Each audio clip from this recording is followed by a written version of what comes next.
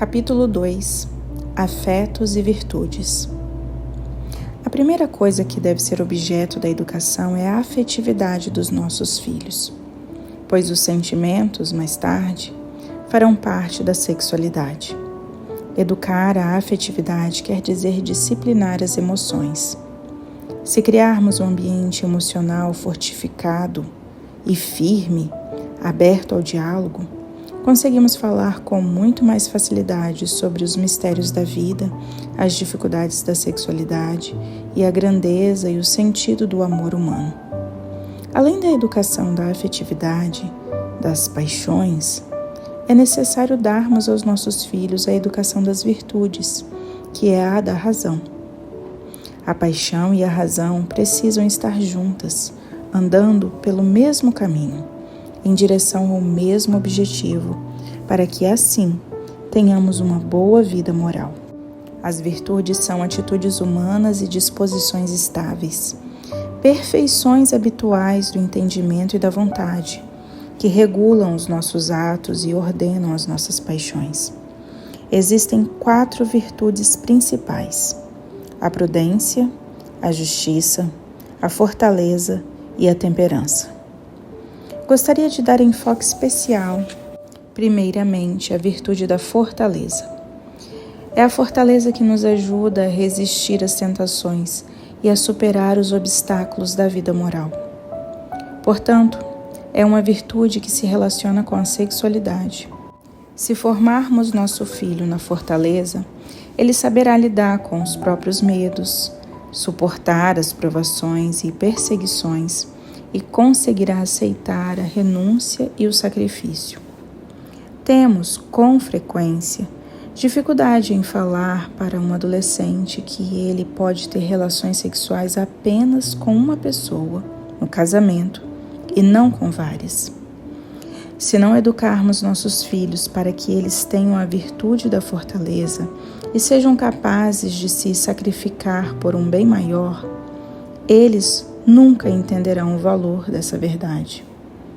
Outra virtude que eu gostaria de mencionar é a temperança, que modera a atração pelos prazeres e procura o equilíbrio no usufruto dos bens materiais e, por isso, também tem relação com a sexualidade. Precisamos moderar os prazeres no comer, no beber e, como é óbvio, no sexo também. Não podemos simplesmente decidir que teremos relações sexuais com qualquer um, de qualquer maneira, independentemente de sua vontade. A temperança é a virtude que nos ajuda a dominar os instintos. Certa vez, vi uma disposição simbólica que achei muito interessante. Deus nos fez bípedes para que nossas cabeças ficassem acima do coração e ambos acima do ventre e do sexo. É uma maneira de pensarmos as coisas que precisam de ordem e hierarquia. O coração, o ventre e o sexo podem estar ordenados afetivamente para auxiliar o funcionamento da razão. E tudo trabalhará em conjunto. Educar a criança na virtude da temperança, desde os primeiros anos de vida, vai fazer com que ela viva a própria sexualidade de modo muito mais saudável. É comum ouvirmos que a virtude está no meio e consiste em equilíbrio. E geralmente achamos que isso quer dizer que podemos ser mais ou menos virtuosos. Não é bem isso. A virtude que está no meio está precisamente no cume, entre o defeito e o excesso, como mostra a imagem no centro. Quando queremos ser pontuais, mas sempre nos atrasamos, temos um defeito. Quando somos excessivamente pontuais e nos irritamos com as pessoas que não o são, faltamos com a caridade em relação a elas. Também temos um defeito e, portanto, também não estamos vivendo a virtude da pontualidade. Neste caso, a virtude consiste em viver a pontualidade de maneira excelente, sabendo respeitar, compreender e entender o próximo. estando cientes de que, sem a pontualidade, atrapalhamos as outras pessoas e assim por diante. Nunca é problemático sermos virtuosos demais, porque ser virtuoso de verdade quer dizer viver seguindo a máxima, a virtude está no meio. Estimular os nossos filhos a serem virtuosos é maravilhoso e os ajuda a ordenar a razão, a coadunar o que querem fazer com o que deve ser feito. Tudo isso diz respeito à razão. Mas onde entra a paixão? Ela serve justamente para colocar uma pitada de cordialidade e afeto na vida. Porque se vivêssemos apenas segundo os ditames da razão, não fazendo nada senão o estritamente necessário, tudo seria muito ruim. Modular os afetos é de suma importância para que vivamos ordenada e alegremente, e a afetividade e os sentimentos se formam sobretudo na infância. O equilíbrio emocional ajuda na formação da inteligência e da vontade das crianças. Para conseguir ensinar os nossos filhos a terem esse equilíbrio, precisamos nós mesmos ser equilibrados. Devemos, portanto, ter equilíbrio emocional e propiciar um bom ambiente para os nossos filhos, a fim de que eles consigam ser pessoas emocionalmente estáveis. Para tanto, temos de fazer cessar as brigas entre eles, parar de maldizer os outros e não desautorizar o cônjuge na presença deles. Também deve ficar patente que o amor entre a mamãe e o papai é mais importante do que o amor entre pais e filhos. Alguns de vocês talvez digam que isso é muito difícil, e eu reconheço que é verdade.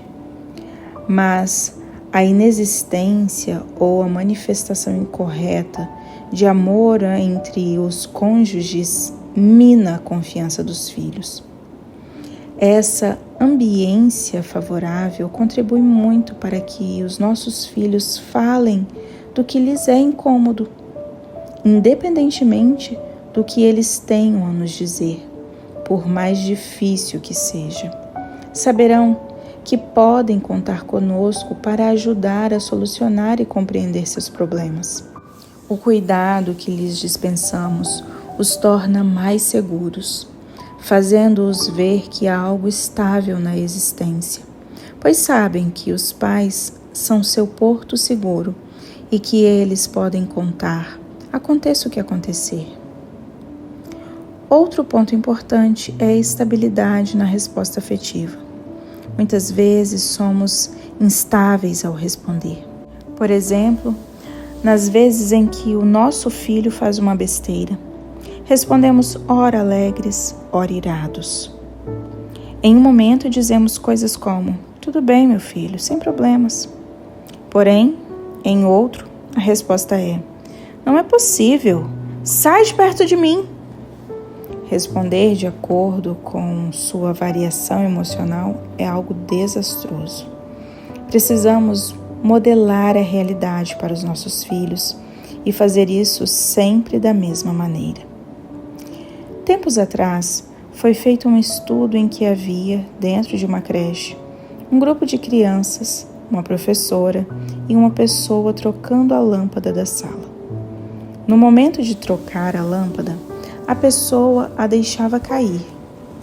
Isso foi feito repetidas vezes para ver qual seria a reação das crianças, se elas olhariam para a lâmpada que caiu, para o rapaz que estava trocando, ou se prestariam mais atenção no barulho da queda. O que todas as crianças fizeram foi olhar para a professora, que era o adulto responsável por moldar a realidade para elas naquele momento. O que vocês vão fazer agora que a lâmpada caiu? Diria a professora. Não se preocupem, está tudo bem. Vamos continuar fazendo atividade. Ou então, vamos ver como está o rapaz. Vamos ver se teremos de limpar os cacos da lâmpada quebrada. Os nossos filhos esperam por essa estabilidade nas respostas que lhe damos. Se somos desatentos e a cada hora achamos algo diferente, como por exemplo quando o filho nos mostra um desenho e o achamos lindo, mas tempos depois, ao vermos novamente o mesmo desenho, o achamos horrível, por estarmos talvez ocupados e estressados. Não daremos estabilidade efetiva para eles e os deixaremos inseguros a ponto de depois, já adolescentes, quando tiverem dúvidas a respeito da sexualidade, não conseguirem confiar em nós. Temos de ser vetores de segurança emocional. Educar a afetividade dos nossos filhos significa ajudá-los a compreender os próprios sentimentos e disposições interiores e possibilitar a eles dar a todas as coisas os seus devidos nomes. Meu filho, o que você está sentindo é medo. O que você está sentindo é insegurança. O que você está sentindo é irritação. Sabe como lidar com o medo, a insegurança e a irritação? Vem cá, eu irei ajudar você. Esse é o nosso papel. Podemos modular a afetividade dos nossos filhos de variadas maneiras. À medida em que essas reações que surgem dos sentimentos que lhes aparecem no peito se tornam cada vez mais frequentes, transformam-se também em parte do caráter deles. O caráter não é algo inato, ele é formado no decorrer do tempo, pelas circunstâncias vivenciadas e por nossas reações a elas. Precisamos então aprender a ensinar os filhos a darem respostas proporcionais às situações. É necessário reagir assim? Não é necessário. Vamos dar novas feições a essa reação. Um bom livro de literatura, um bom filme para os filhos mais velhos, histórias de aventura, de suspense, um relato romântico. Tudo isso ajuda as crianças a aprenderem a ordenar os seus movimentos interiores. Se mostramos aos nossos filhos um livro ou filme que os deixe indignados ante alguma injustiça, compadecidos pelo sofrimento de pessoas que enfrentam grandes dificuldades, impressionados com sacrifícios e atos de heroísmo, nós os ajudamos a ordenar os próprios sentimentos e a agir proporcionalmente a cada situação que se lhe apresenta. Pelo contato com esses filmes e livros, vemos que do coração humano podem sair coisas absurdas, como as ações de um tirano, ou coisas maravilhosas, como os feitos de um santo. Temos de direcionar tanto a virtude quanto a afetividade, para que saiam do coração apenas coisas boas.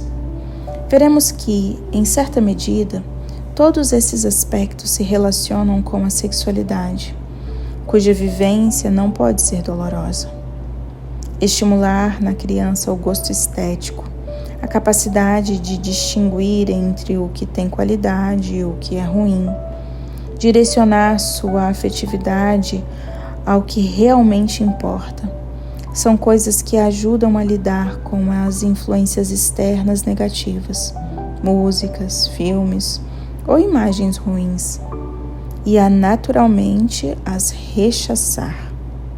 É importante, portanto, nessa fase inicial da vida, que as crianças sejam expostas a obras esteticamente belas, para sentirem estranheza e repulsa no momento em que forem apresentadas a coisas ruins.